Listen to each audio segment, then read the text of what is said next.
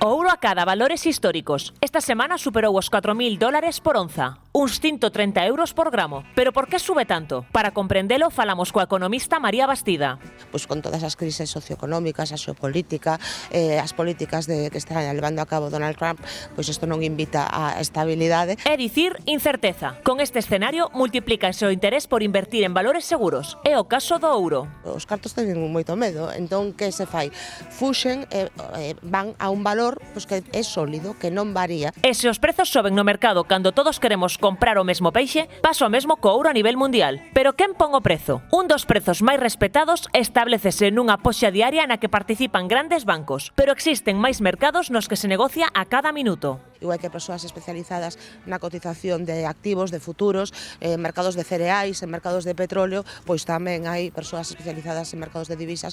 E por que non se extrae máis ouro para baratalo? No mar ou en zonas como Groenlandia existe. Pero o problema é a rendibilidade. Primeiro extraerán todo o que queda e minas que probablemente estean agora mesmo sen explotar ou a medio gas e despois irán a eso porque é o máis caro e o máis complexo para extraer. Sexa como sexa, o prezo do ouro é un termómetro da incerteza económica. Todos os condicionantes, insisto, que están detrás, que subxacen a estes movementos alcistas do ouro, esos nos está afectando e moito. É dicir, non é necesariamente unha boa noticia, a menos, claro está, que teñamos un lingote na casa. Significa que estamos en tempos incertos nos que nos refuxiamos, non, neste valor. Claro, para que nos fagamos unha idea, como foi evolucionando o seu prezo, Bernardo? Pois a ver, tendo en conta que o seu valor depende da oferta e da demanda nos mercados internacionais, non está suxeito o ouro á saúde financeira de bancos ou gobernos e o seu papel como refuxio seguro reforza o seu atractivo. Pois ben, no século XIX, moitos países adoptaron o patrón ouro, que fixaba o prezo do ouro e reducíanse así as oscilacións. Nos Estados Unidos, dende 1934 a 1971, o prezo oficial estaba fixado en 30 euros por onza Troy. Onza Troy, queden con esta medida, que son uns 31 gramos, vale? A partir de aí, o ouro viviu fases de altibaixos e nos anos 2000 comezou a recuperarse. En 2011 alcanzou uns 1.630 euros por onza Troy, en 2020, coa pandemia, o ouro superou os 1.700 euros por onza debido ao pánico nos mercados, e en 2024, o ano pasado, alcanzou un novo máximo histórico entre 2.300 e 2.400 euros. Esta tendencia continúa en 2025, mesmo con picos superiores. Hoxe, unha onza Troy en España vale 3.298 euros e por primeira vez chegou a superar os 4.000. A subida continua do ouro nos últimos anos reforza o seu papel como refuxio frente á inestabilidade económica e ás incertezas nos mercados. Pero non só falamos de lingotes. Como se traduce este valor de ouro, por exemplo, nunha xoiería? Pois imos ata unha. Óscar, compañeiro, como ven alterado o seu prezo xoias como un anel ou unha sortella? Como dicían na febre do ouro, ouro Rocío, ouro Bernardo, mi madriña, imos preguntarlle aquí Bernardo, porque efectivamente, eu creo que aquí o ouro estáse revalorizando a tope, pero ti dicíasme aí ao principio do programa moi ben que isto xa estaba revalorizado de sempre, non? De sempre, eso foi toda a vida. Nosotros estamos aquí, na nosa empresa estamos en terceira xeración e contemplamos sempre foi increcendo.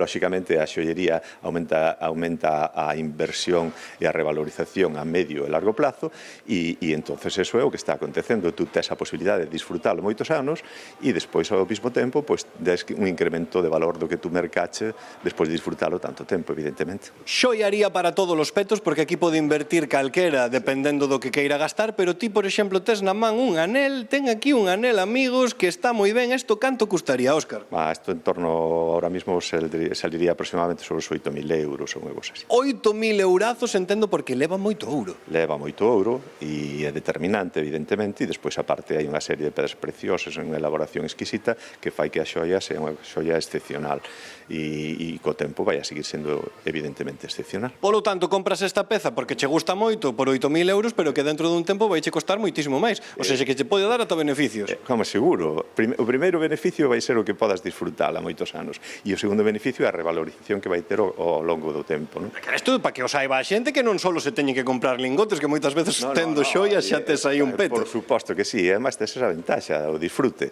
¿no? E despois aparte que vamos a ver, ahora mismo estamos a mostrar este anel, e un anel de certa importancia, certo empaque, pero que nosotros, o sea, a xollería está aí para todos os petos, hai xollería en ouro desde primeiros precios, o sea, que non se corte ninguén, que todo o mundo vai a poder consumir xollería de ouro desde calquer precio. E notas que ven máis xente a comprar? Pois eu creo que sí, que está vindo este momento ahora mismo de ouro, de alza do ouro, está vendo de que a xente estáse dando conta e dice, carai, se eu hubiera comprado isto antes e tal. E entón, compra unha hora e porque dentro de pouco vai a volver a suceder o mesmo, que sucedeu sempre. Pois xa sabedes, palabra de experto aquí do meu amigo Óscar, dun Óscar e doutro Óscar, aquí bañadesnos de ouro, e Rocío, facémonos de ouro nos no termómetro.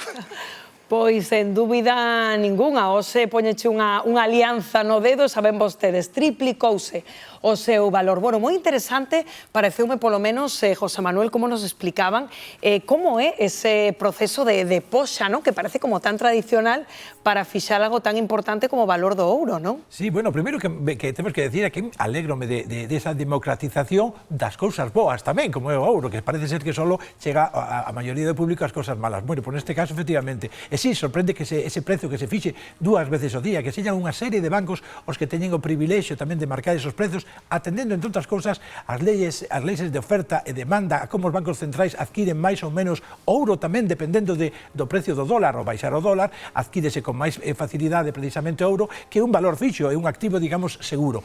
Bueno, pois esa seguridade tamén a poden ter agora os cidadáns. Fixadevos, un regaliño, un gramiño, pois debe andar sobre os 106 euros aproximadamente. Xabiamos, nos lo explicaba Bernardo, precisamente unha onza entre 3.200, 4.000, dependendo do lugar e do país. E un kilo para aqueles adiñeirados, bueno, pois se teñen 120.000 euros aproximadamente, tamén os poden acadar. Pero ollo, que despois hai que guardarlo, e non é fácil, hai que evitar os robos, non hai que presumir demasiado, non é fácil despois cando queres vender tampouco, podes perder, digamos, interés pola mitad, é dicir, non é tan sencillo, pero é bonito e é democrático. É que eu escoitándote, José Manuel, só podo mirar a Patricia, porque claro, vendo ese escaparate desas xollerías onde nos acaban de contar, querida Patricia, pois o que costa agora mesmo calquera desas pezas minúsculas, pois hai que protexerse. Se tes un lingote na casa ou esos establecementos, hai moito valor aí dentro. Bueno, mirasme a min, eu o pouquiño euro que teño herdado. Non, é porque eres especialista en sucesos, Patricia. Sí, aclaremos. Sí que é certo, mais as xollerías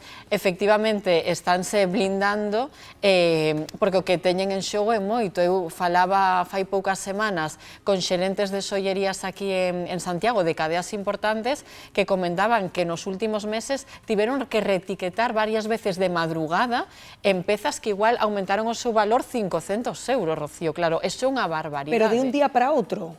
Dunha madrugada. Dunha madrugada para outra. De pechar a tenda ás 8 da tarde, a abrir ás 10 da mañán, ir os empregados a reetiquetar esa madrugada para subir os precios precisamente por este mercado que non deixa de moverse e de variar. Entón, teñen que ter unhas medidas de seguridade espectaculares, porque o que teñen dentro é moitísimo. Credes que tocará teito, tocou teito esta semana, Javier, ou aínda hai marxe para que siga subindo ese prezo? Bueno, debería, se atendemos a como funciona, non, esa poxa, que, bueno, é unha poxa que tamén se dá noutros mercados, no eléctrico que falábamos agora, é dicir, é algo máis ou menos habitual neste tipo de mercados, pero, bueno, atendendo a como funciona, a incerteza suele elevar o valor do ouro.